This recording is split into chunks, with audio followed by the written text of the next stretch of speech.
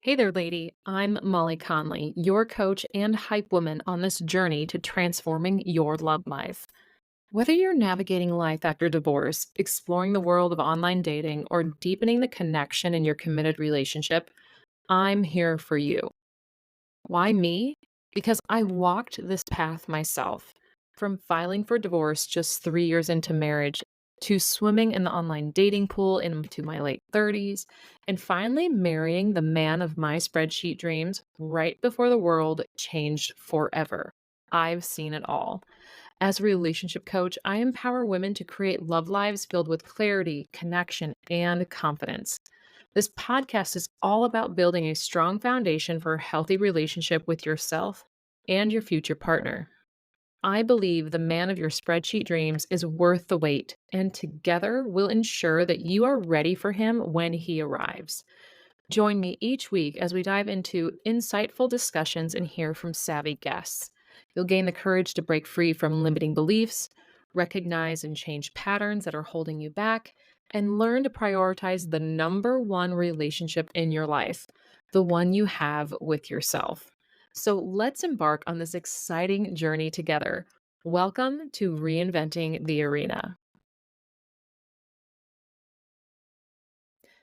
Hey there, lady. Thanks for joining me today. And if this is your first time listening, welcome to the podcast.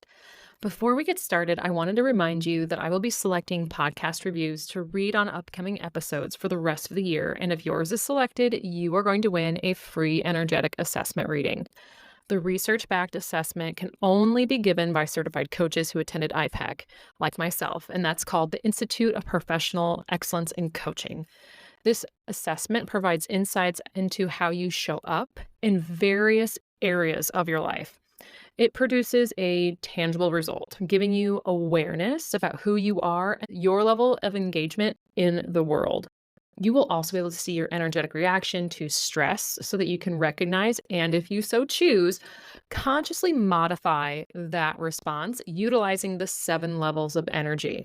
After you take the assessment, I will receive your results to review. And once I've had the chance to do the debrief of your results, you and I will get together and have a 60-minute call where you and I are going to go over it together. So not only are we going to look at your entire life of how you're showing up energetically in different areas, but we are really going to focus on how that affects your love life and where we can make some changes. If you want the opportunity to win the energy assessment reading, all you need to do is go over to Apple Podcast and leave your review. Today on the podcast, I want to share a moment I had with a client earlier this summer. She had been getting over a hard breakup and was trying to date again. Like a lot of women I've met, she was getting frustrated with the men she was meeting on the apps. She asked me, why is it so hard to find men who are willing to do the work? I hear this a lot, but let's clarify what doing the work can mean. It can mean putting in the effort into a relationship. It can be putting in the effort to have the life he talks about. And it can be, working on himself. This woman, like many I hear from and coach, say it's a combination of putting effort into the relationship and working on himself. But for this episode, I want to talk about the last one, working on yourself. Whether you're a man or woman, the overarching concept is still the same. Since I have some men who do listen to the podcast, I want this episode to be inclusive because guess what, ladies? There are men who work on themselves. It's amazing, isn't it? But how do they get there? How do you get there? You have to take responsibility. The self responsibility that actually leads to transformation. So, when was the last time you said, for any area in your life, I'm done with this shit, and actually took the action to be done with the shit you're talking about? Most of the time, I see this with people in their careers. They are done burning themselves out. They are done being treated a certain way at work. They are bored with their careers with no room for advancement. And they decide it's time for a change. They don't think about the change.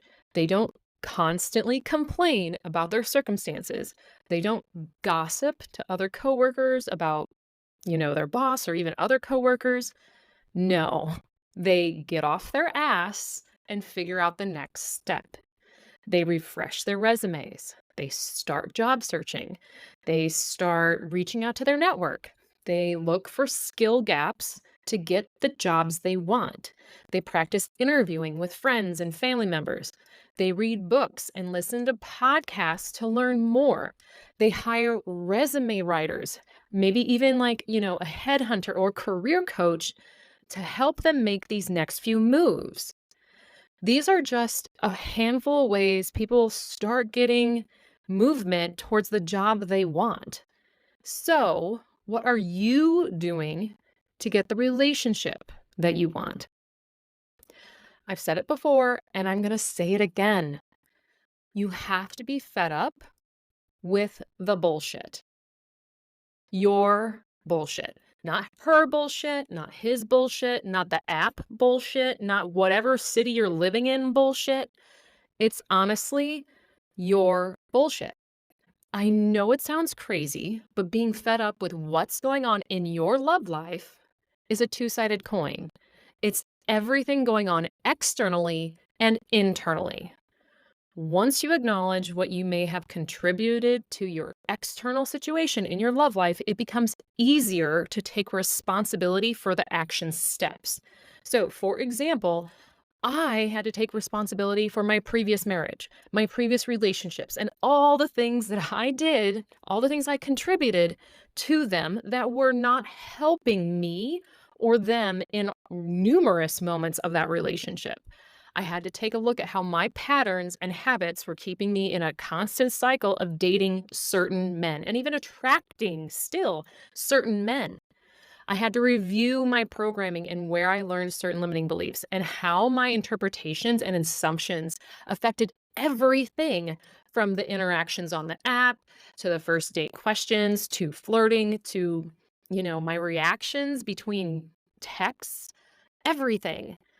Taking self responsibility for personal growth is fundamental to finding and sustaining a healthy, loving relationship.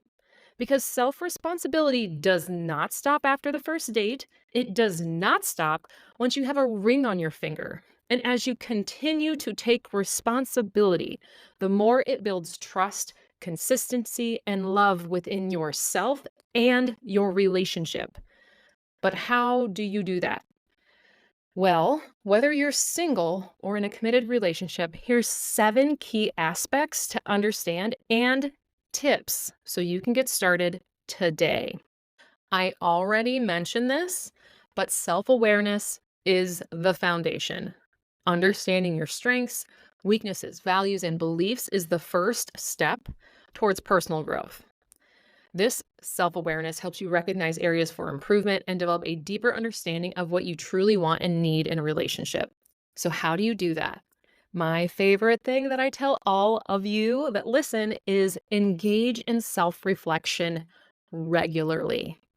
I also believe in seeking feedback from trusted friends and family, especially if they did not contribute to programming or conditioning that you are wanting to move away from. Maybe you should consider an assessment, counseling, therapy, or coaching to gain insights into your character and your behaviors.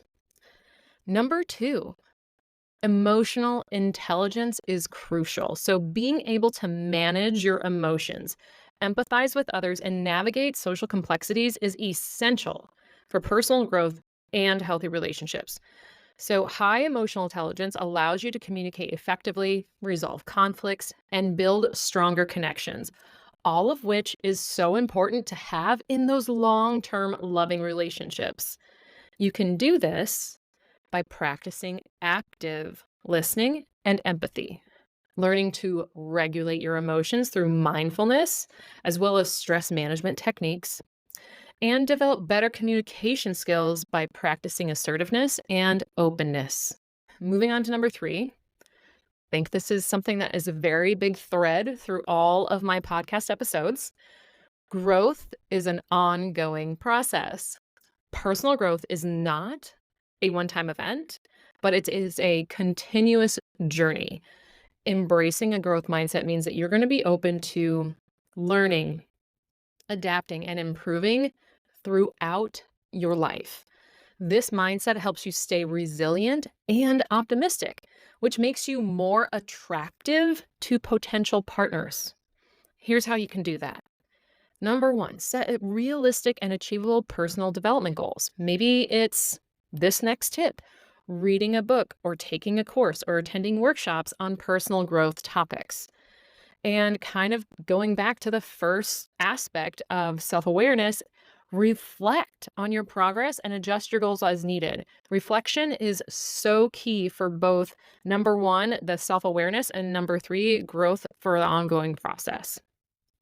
Okay, now number four, kind of the whole theme of this podcast episode.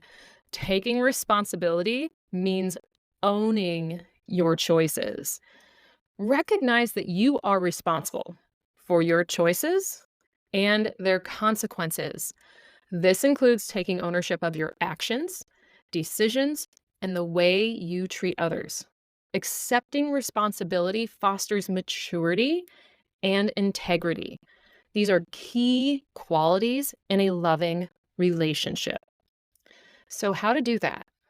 Avoid blaming people for your problems, your outcomes, and your failures. Learn from those instead. So, learn from your mistakes.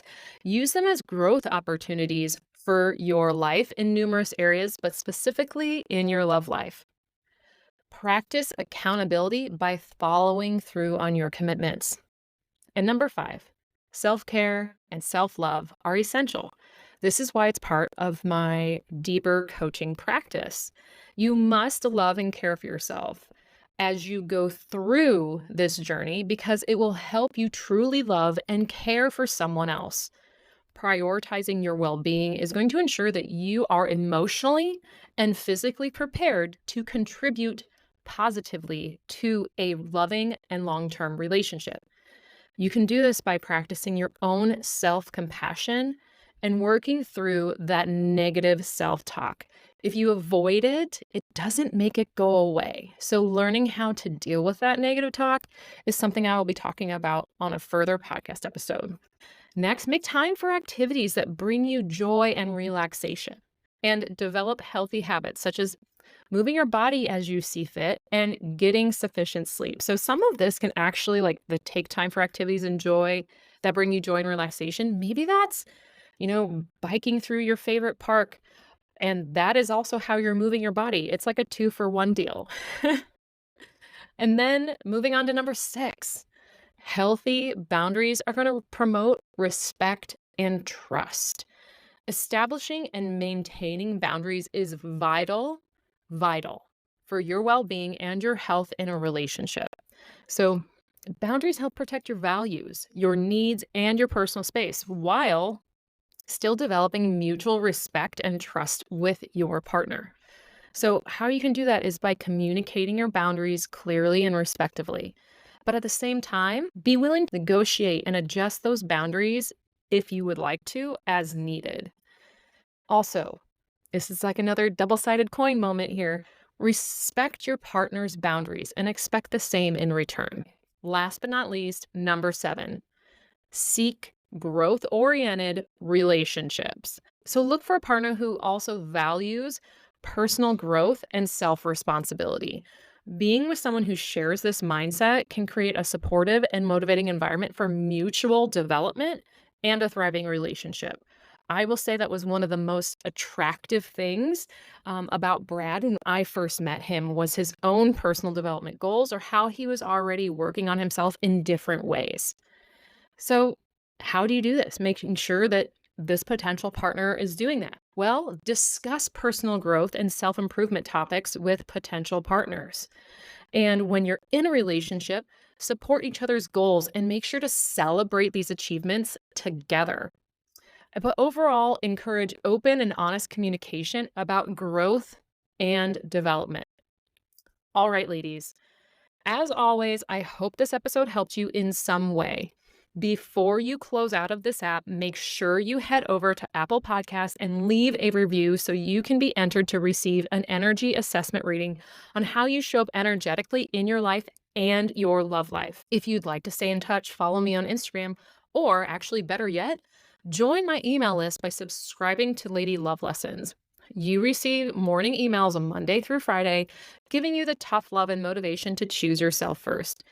You know, another form of self-responsibility delivered straight to your inbox. The ladies on my email list are the first ones to know about the podcast episodes, events coming up, and special offers on my services. Have a wonderful day, lady, and I will chat with you again next week. Thank you for joining me on the Reinventing the Arena podcast. I'm your host, Molly Connolly, a relationship coach devoted to helping women reinvent their love lives. Tap the subscribe button so you never miss out on an episode. You can always find me on Instagram at Reinventing the Arena or learn more from me on my website at reinventingthearena.com.